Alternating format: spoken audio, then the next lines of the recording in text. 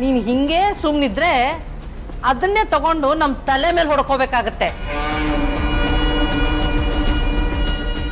ವಯಸ್ಸಾದ ಕಾಲದಲ್ಲಿ ಗೌರವದಿಂದ ಮರ್ಯಾದೆಯಿಂದ ಬದುಕೋಣ ಅಂತ ನಿಮ್ಮನ್ನೆಲ್ಲ ಕಷ್ಟಪಟ್ಟು ಬೆಳೆಸಿದೆ. ಈಗ ನೋಡಿದ್ರೆ ಆ ಬೆಂಗಳೂರು ಹುಡುಗಿ ಚಪ್ಪಲಿ ಕೊಟ್ಟು ಕಳಿಸಿದಾಳೆ. ಇನ್ನೂ ಈ ಕಣ್ಣಲ್ಲಿ ಏನೇನು ನೋಡ್ಬೇಕೋ ದೇವ್ರೇ. ಅಲ್ಲ, ಆ ಹುಡುಗಿನೇ ಬೇಕು ಅಂತ ಯಾಕೋ ಹಠ ಹಿಡ್ಕೊಂಡು ಕೂತಿದೀಯಾ?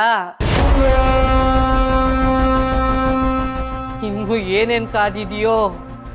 ಇಂಥ ಅಸಹ್ಯನೆಲ್ಲ ನೋಡ್ಕೊಂಡು ಕೂತಿರೋದು ನನ್ನ ಕೈಯಿಂದ ಸಾಧ್ಯ ಇಲ್ಲ ಕಣೋ.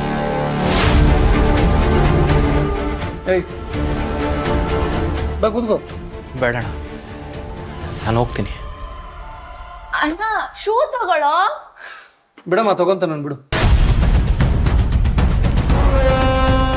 ಮಾಧುರಿ ಬಾಕಂದ ಇಲ್ಲಿ ನಿನ್ಗೆ ಅಂತ ಆಯುರ್ವೇದಿಕ್ ಕ್ರೀಮ್ ತಂದಿದ್ದೀನಿ ಮಗನೇ. ನೋಡು, ನಾನು ತಂದ್ಕೊಟ್ಟಿರೋ ಕ್ರೀಮ್ ಹಚ್ಚಿ ಹಚ್ಚಿ ಎಷ್ಟು ಮುದ್ದ ಕಾಣಿಸ್ತಾ ಇದೆಯಾ ನೀನು. ಅಯ್ಯೋ,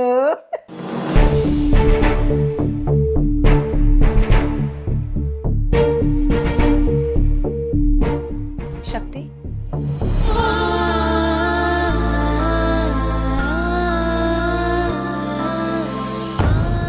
ದಯವಿಟ್ಟು ಕ್ಷಮಿಸು ಶಕ್ತಿ. ನಿಂದೊಂದು ಪಾರ್ಸಲ್ ತಗೊಳ್ಳೋ ಕೂಡ ನನ್ನಿಂದ ಆಗಲಿಲ್ಲ. ಪರವಾಗಿಲ್ಲ ಅದಕ್ಕೆ, ನೀವ್ಯಾಕೆ ಸಾರಿ ಕೇಳ್ತಾ ಇರಾ? ಅದು ಅಮ್ಮಂಗೆ ಹುಷಾರಿರಲಿಲ್ಲ, ಅದಕ್ಕೆ ಅರ್ಜೆಂಟಾಗಿ ಆಸ್ಪತ್ರೆಗೆ ಹೋಗ್ಬೇಕಾಗಿ ಬಂತು. ಪಾರ್ಸಲ್ಗಿಂತ ಅದೇ ಇಂಪಾರ್ಟೆಂಟ್ ಅಲ್ವಾ ಅದಕ್ಕೆ? ಆದರೂ ಅದೊಂದು ಪಾರ್ಸಲ್ಲು ಇಷ್ಟು ದೊಡ್ಡ ವಿಷಯ ಆಗುತ್ತೆ ಅಂತ ನನಗೆ ಗೊತ್ತಾಗಲಿಲ್ಲ ನೋಡು.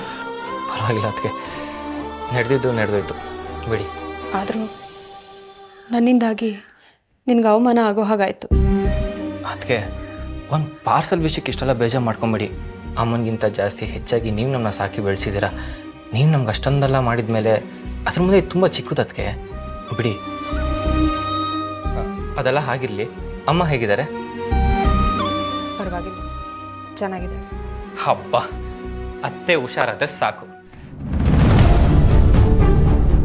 ಅದಕ್ಕೆ ನೀವು ಥರ ಬೇಜಾರಲ್ಲಿದ್ದರೆ ನನ್ನ ಕೈಯಲ್ಲಿ ನೋಡೋದಕ್ಕಾಗೋದಿಲ್ಲ. ದಯವಿಟ್ಟು ಇದನ್ನೆಲ್ಲ ಮನಸ್ಸಿಗೆ ಹಚ್ಕೋಬೇಡಿ.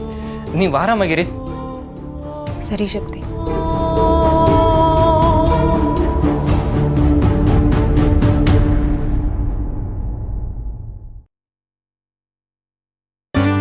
ಬನ್ನಿ ಸರ್. ಪದ್ಮಾ, ಬಂದೆ. ಕೂತ್ಕೊಳ್ಳಿ. ನಮಸ್ತೆ, ಚೆನ್ನಾಗಿದ್ದೀರಾ? ಆಮ, ಚೆನ್ನಾಗಿದ್ದೀನಿ.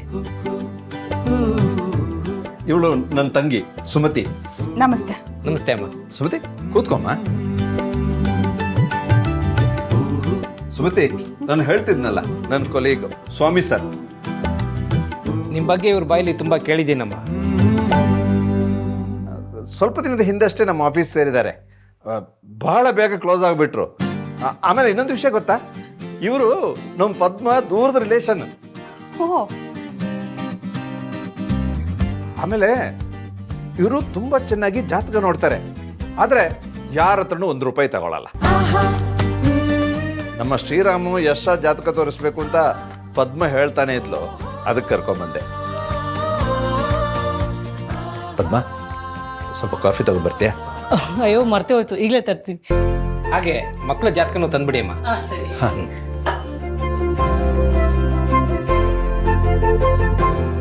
ರವಿ ಅವರು ನಿಮ್ಮ ಬಗ್ಗೆ, ನಿಮ್ಮ ಯಜಮಾನ್ರ ಬಗ್ಗೆ, ನಿಮ್ಮ ಮಗಳ ಬಗ್ಗೆ ತುಂಬಾನೇ ಹೇಳ್ತಿರ್ತಾರೆ. ಮಗಳಿಗೆ ಮದುವೆ ಫಿಕ್ಸ್ ಆಯ್ತಂತೆ? ಹೌದು ಸರ್, ಮುಂದಿನ ತಿಂಗಳೇ ಮದುವೆ. ತುಂಬ ಸಂತೋಷ.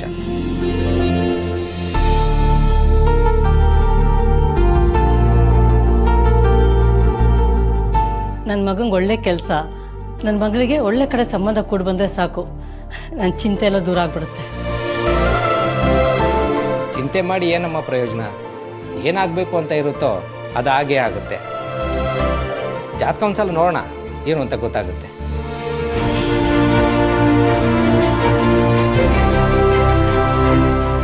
ಅಲ್ಲಮ್ಮ ಸುಮತಿ, ನಮ್ಮ ಜನನಿ ಜಾತಕನು ಒಂದ್ಸಲ ಯಾಕೆ ಇವ್ರ ಹತ್ರ ತೋರಿಸ್ಬಾರ್ದು? ಹೌದಲ್ಲ ಅದಕ್ಕೆ, ಯಾವುದಕ್ಕೊಂದ್ಸಲಿ ಜಾತಕ ತೋರಿಸಿದ್ರೆ ಒಳ್ಳೇದೇ ಅಲ್ವಾ? ಈಗ್ಲಾ? ಶಕ್ತಿ ಮತ್ತು ಜನನಿ ಜಾತಕನ ನಾವು ತೋರಿಸ್ಲಿಲ್ಲ. ನಾನು ನಿಶ್ಚಿತಾರ್ಥಕ್ಕೆ ಮುಂಚೆನೇ ಈ ವಿಷಯದ ಬಗ್ಗೆ ಹೇಳಿದ್ದೆ. ಆದರೆ ಅವರೇನೋ ನಮಗೆ ಈ ಜಾತಕದ ಮೇಲೆಲ್ಲ ನಂಬಿಕೆ ಇಲ್ಲ ಅಂತ ಹೇಳಿದರು. ಅವರು ಹಾಗೆ ಹೇಳಿದ್ರು ಅಂತ ನಾವು ಸುಮ್ಮನೆ ಬಿಟ್ಬಿಡೋಕ್ಕಾಗುತ್ತಾ? ಯಾವುದಕ್ಕೂ ಒಂದ್ಸಲ ಇಬ್ಬರ ಜಾತಕನೂ ತೋರಿಸೋಣ ಸುಮ್ತಿ. ಹೌದು, ಅದಕ್ಕೆ ಇಬ್ರು ಜಾತಕ ಹೊಂದಾಣಿಕೆ ಆಗುತ್ತಾ ಅಂತ ಒಂದ್ಸರಿ ತೋರಿಸೋದು ಒಳ್ಳೇದು. ಎಲ್ಲಾದ್ರೂ ಮೂಢನಂಬಿಕೆ ಅಂತ ತಳ್ಳಾಕಕ್ಕಾಗಲ್ಲ. ಜನನಿ ಮತ್ತು ಶಕ್ತಿ ಜಾತಕ ಒಂದ್ಸರಿ ತೋರಿಸೋದು ಒಳ್ಳೇದು. ಒಂದು ವೇಳೆ ಮುಂದೆ ಅವಳು ಬಾಳಲ್ಲಿ ಏನಾದರೂ ಕಂಟಕ ಇದ್ರೆ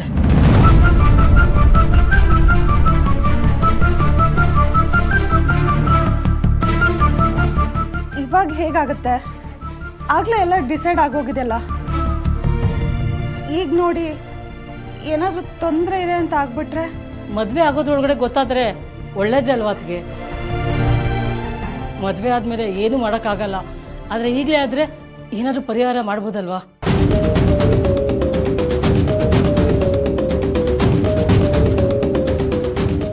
ಅಯ್ಯೋ, ಅಷ್ಟೊಂದು ಟೆನ್ಷನ್ ಮಾಡ್ಕೋಬೇಡಮ್ಮ.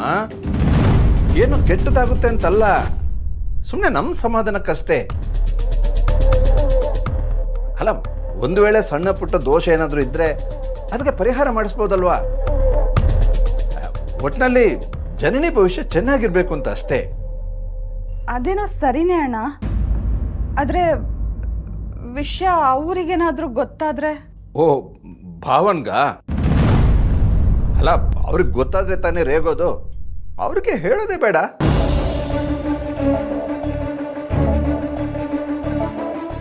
ಜನನಿ ಜಾತಕ ಏನೋ ಇದೆ, ಆದರೆ ಅಳಿಯಂದ್ರ ಜಾತಕ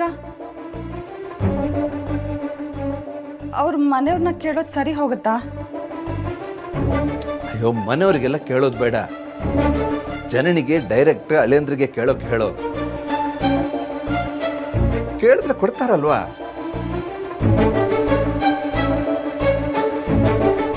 ಸರಿ ಅಣ್ಣ.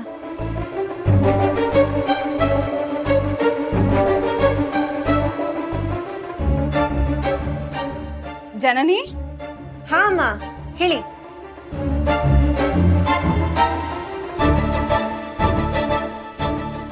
ಜನನಿ, ಅದು ಅಳಿಯಂದ್ರ ಜಾತಕ ಬೇಕಾಗಿತ್ತು ಕಣೆ. ಕೇಳಿ ತರಿಸ್ಕೊಡ್ತೀಯಾ? ಜೋಯಿಷ್ಟ್ರು ಬಂದಿದ್ರು, ಪೂಜೆಗೆ ಮುಹೂರ್ತ ಇಡಬೇಕಂತೆ. ಇಬ್ರು ಜಾತಕನೂ ಬೇಕು ಅಂತ ಹೇಳಿದ್ರು. ಅದಕ್ಕೆ ಅಪ್ಪನ ಹತ್ರ ಗುಣ ಅಂಕಲ್ನ ಕೇಳೋದಕ್ಕೆ ಹೇಳ. ಅಯ್ಯಯ್ಯೋ, ಬೇಡ ಬೇಡ. ಅವರು ಇದರಲ್ಲೆಲ್ಲ ನಂಬಿಕೆ ಇಲ್ಲ ಅಂತ ಹೇಳ್ತಾರೆ. ಸುಮ್ಮನೆ ನಮ್ಮ ಸಮಾಧಾನಕ್ಕೋಸ್ಕರ ನೀನೇ ಅಳಿಂದ ಹತ್ರ ಕಳ್ಸೋದಕ್ಕೆ ಹೇಳ್ತೀಯಾ? ಈಗಲೇ ಕಳ್ಸೋದಕ್ಕೆ ಹೇಳು. ಏನಮ್ಮ,